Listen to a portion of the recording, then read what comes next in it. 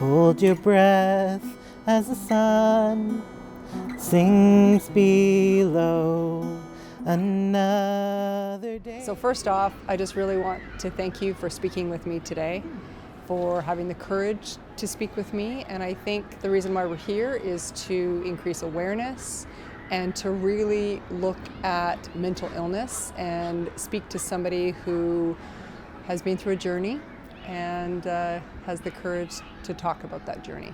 So that's why we're here today. So thank you.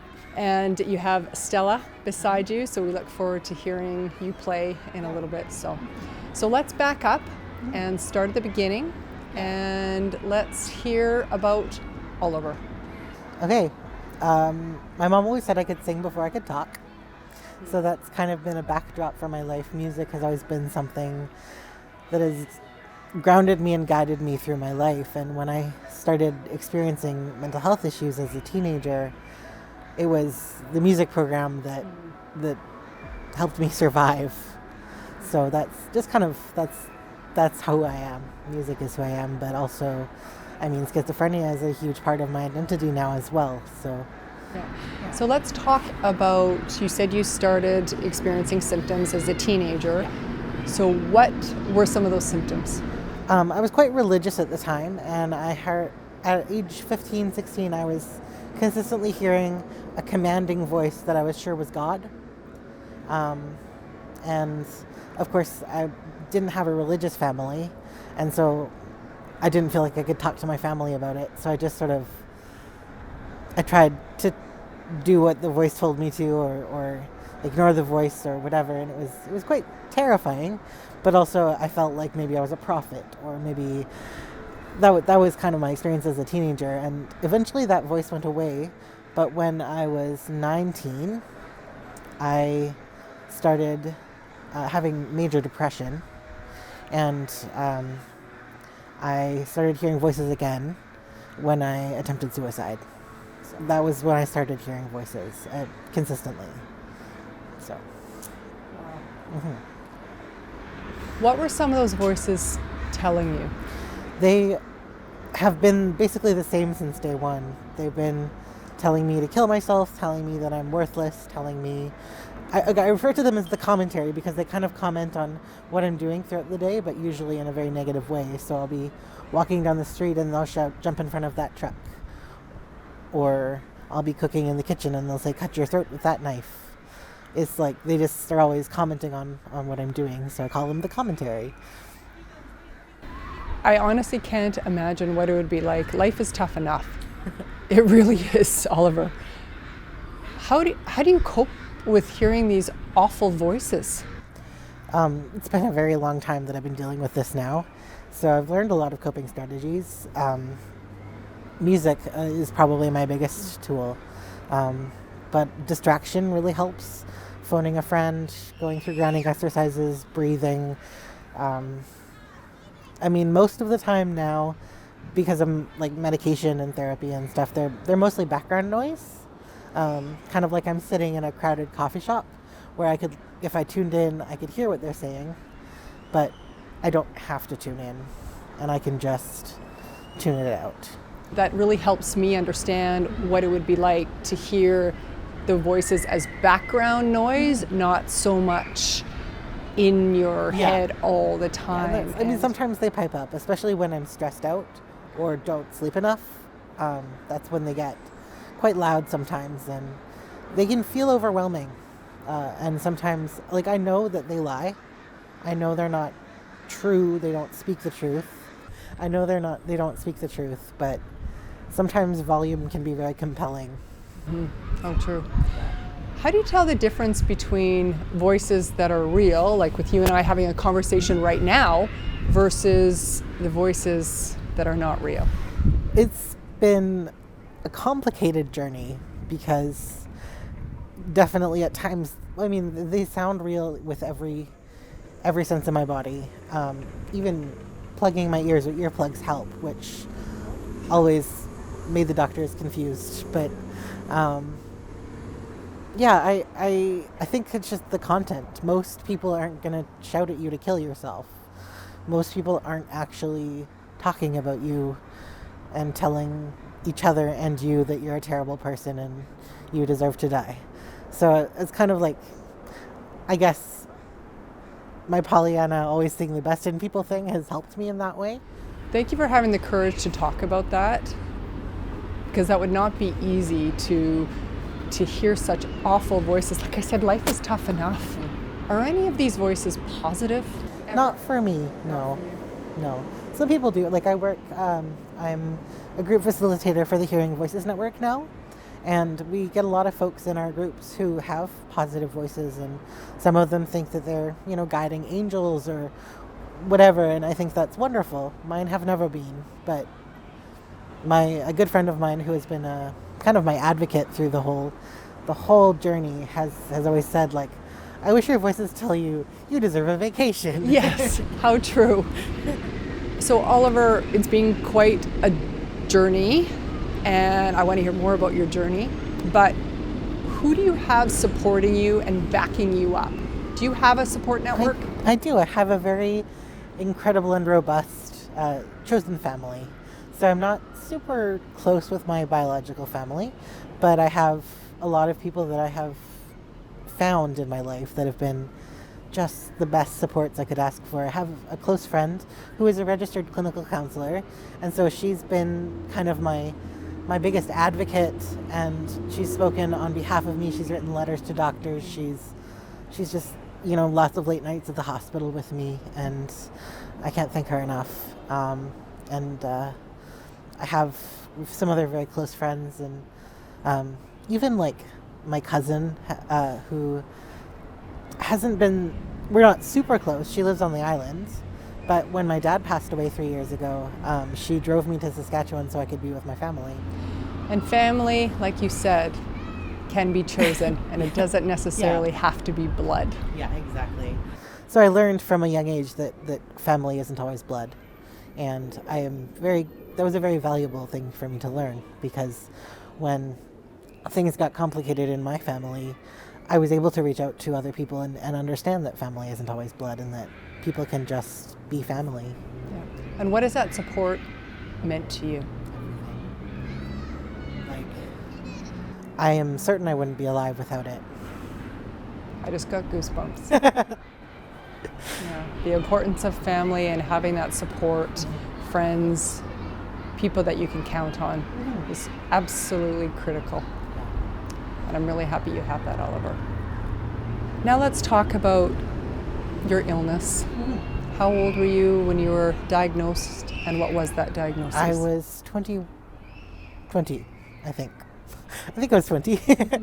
And the diagnosis was complicated at first because I have a bit more awareness than a lot of people with schizophrenia around what is actually going on. And initially the diagnosis was borderline personality disorder, which that friend and advocate, anyone who knows me was like, that doesn't make any sense at all. And so that friend actually wrote letters to doctors being like, this is why this diagnosis does not make sense. Wow. And eventually the diagnosis got changed to schizophrenia. So you were diagnosed with schizophrenia around the age of 20. And what has it been like since that time for you? I think knowing the beast that I'm dealing with has helped. I think knowing that it is schizophrenia has helped me kind of learn different coping strategies and find a medication combination that works most of the time. And so having that diagnosis has been helpful, even though I was very fearful at the beginning. I've actually heard people that I've spoken to in the past use the term relief. That once they received the diagnosis, they were relieved because there was something that they could attach it to. Yeah. So it sounds like you felt the same way. Definitely. So what were you going through hearing that you did have schizophrenia, which is a severe and persistent mental illness? I think it was mostly the stigma that I was afraid of. As a trans person also, I experienced stigma already, quite a lot of it. So I was like, just another thing to stigmatize me. And I think that was my biggest fear. It wasn't so much the illness. I mean, I guess I was a little bit afraid because there is no cure, and that no cure. Those words kind of look really big on a small page. Well said. Yeah. Yeah, no cure. Thank goodness there's treatments, but you're absolutely right. There is no cure. So you are used to dealing with stigma, and a lot of stigma, both as a trans individual and having schizophrenia. You're obviously an incredibly strong person, Oliver, to be able to deal with that amount of stigma. How have you been able to cope with it? My support network, reminding me that I'm a worthy being. And I think my support network has been, like I said, everything to me. My friends are I just celebrated my birthday last week, and it was the first time I'd had a party since COVID, and it was just, there's nothing quite like being surrounded by the people you love, and I just always feel surrounded by the people I love, but it was extra special because they were all in one place. Oh, what a gift that warms my heart. What a gift. That makes me so happy you had that opportunity to have people around you celebrating you. How do you address the stigma with those people who are not in your inner circle? I do speak out a lot. I try to be very candid and very open about my experiences doing things like this. I was actually a part of a public speaking group for a while because I was homeless for a time and was housed by a project called the At Home Project. I'm not sure if you've heard about it, but it was based on the housing first concept, where what a concept, you house people and then everything else can stabilize. So I try to be very open about my experiences, and I think like smashing stigma and understanding that it's not that scary to know somebody with a mental illness. Statistically, people with mental illness are more likely to be the victims of crime than the perpetrators. I would love to hear your thoughts as somebody living with schizophrenia. How can we address how violence and how people with schizophrenia, the portrayal that it's almost as though, in my opinion at least, that people with schizophrenia and violence are becoming synonymous. Yeah, it's ridiculous to me because it's so not like that. I think that violence is not a mental illness. Violence is a moral failing. And people think that mental illness is the driver of violence, but it's really not. And I think, like I said, raising awareness, showing that probably statistically know somebody with schizophrenia, and if you don't think you do, you probably do anyways. And so being open and being vocal about our experiences and just showing that we're regular human beings. Well said. Yeah. And you're absolutely right. Most people would know somebody with schizophrenia. 1 out of 100 people, as we always say, isn't rare. So we would either know somebody directly or indirectly that would have schizophrenia. And that's why I'm so glad you're speaking with me today, because I just think, look at the life you're leading now, and you've gone from somebody who is homeless, and now you have your music, you have a home, you have a fantastic support group, you are on receiving, treatment, and have the courage to speak up. So look how far you've come. So how does that make you feel, Oliver, to think back to where you were to where you are today? It's wild. It's like, I just celebrated my 32nd birthday, and I look back and I'm like, wow, I wasn't expecting to live to 30. Like, honestly, I wasn't. And that now I'm, solidly in my 30s and thinking like, oh, I'm doing pretty okay. I've got a few jobs that I'm doing. I'm holding 3 peer contracts and making music and just making a life for myself in a way that didn't seem accessible to me 10, 15 years ago. You've come a long way from your diagnoses around the age of 20 to now. What's next for you? I'm not sure. I think that life unfolds as it does, and we'll see, but I'd like to finish a degree. I took a break when my dad passed away, and then COVID happened, and I didn't feel like I would be wanting to go to school during COVID.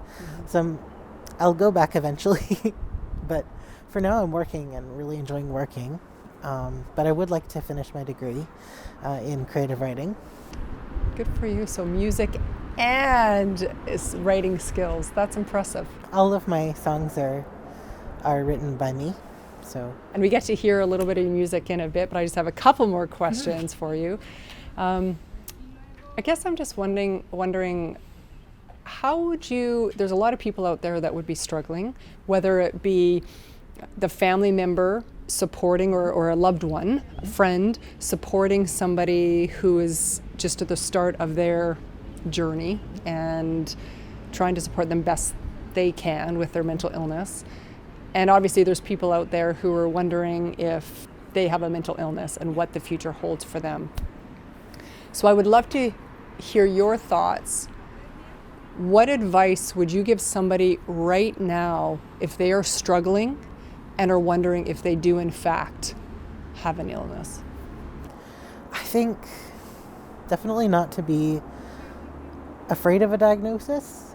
They can, like I said, they can be a relief, they can be helpful, and lean on the people that you love, because if you have a support network, then you've got everything you need, really. So it's just finding those people that are going to support you and back you up, like we were talking about before. Yeah, and to keep trying, because it may not be obvious who those people are going to be. That's something that we've heard a lot, is sometimes you just have to keep trying to find that support system. Yeah. And then the second question, what advice would you give somebody who's caring for somebody who is experiencing some difficulties and maybe at their start of their journey dealing with a mental illness? Listen to them. Don't prescribe how they should feel or what they should be experiencing. Don't tell them it's not real. Don't tell them. Just listen, because that's the most valuable gift you can give someone, is just your ear. Yeah, it's really good advice.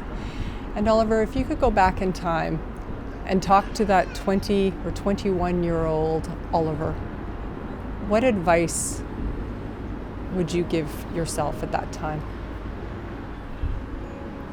I don't know. I know it's interesting to think about what we'd say to our younger self, knowing how far you've come. So I'm curious as to what you would say to that very young person in the formative years of their life, really, of adulthood. Yeah, that it's going to get better, and you'll learn. You will learn how to cope. You will learn how to rely on the people that love you, and it's not going to be scary all the time. It will be scary sometimes, but it won't be all the time. What would you like to say to anybody, or do you have anything else that you would like to say to them? I think that the same thing that I would have said to myself is that it's not always scary. It's not going to be scary forever, and it's a journey. It's an adventure, and adventures aren't always easy, but they lead you somewhere. And you certainly today have a very full life by the sounds of it, and it really does warm my heart that you have such an amazing group of people around you, and you have your music, and I would absolutely love to hear you play right now. Okay. So let's get out, and I believe you said you referred to your guitar as Stella? Yes. Okay, so I would love to meet Stella and hear you play. This is actually a very fitting song. It's called Letter to My Prodromal Self. And it's talks about the fear and then the understanding that it's going to pass.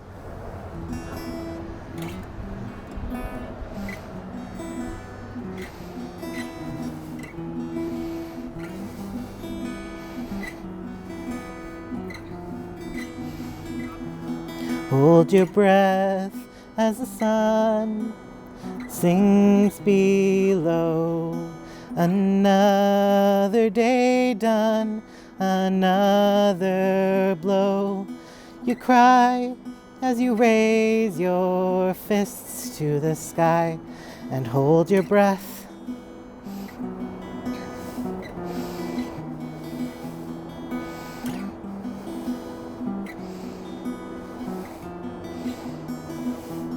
Count from 10, your cheeks hot and knuckles white.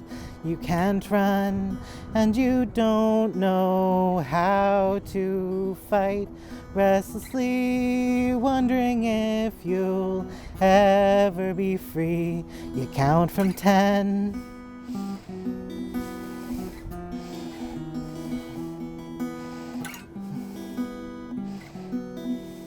3, 2, 1. Remember it passes, you'll be okay.